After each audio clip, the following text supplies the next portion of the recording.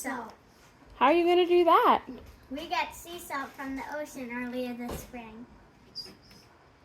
And we got a 5-gallon bucket here and we filled it. And you can see here we put it in a pot. We used a coffee strainer to make sure nothing got in it, and we're boiling it. And then there's a few other things we need to do to make the sea salt perfect. And what's that? I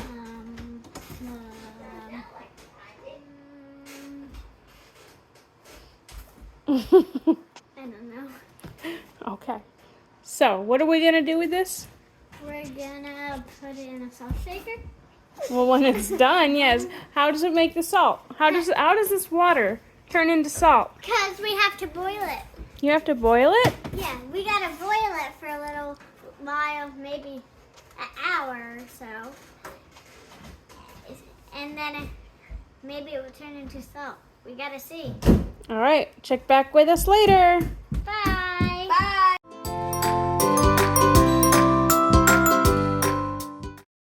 Hey guys, we're down to our last liter of water. And here's how it looks. You can see there's salt on the sides, that white stuff down in there. See it? How does the water look? It's really salty. Salty. What does the top of the water look like? Looks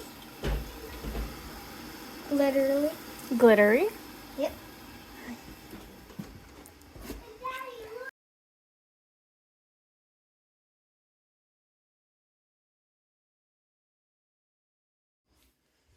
Now for the final step, putting it in the oven.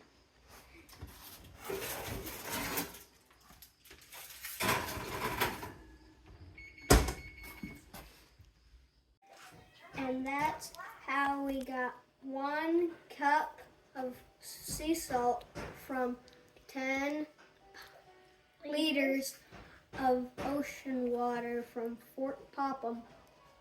Thanks for watching. See you next time. Bye.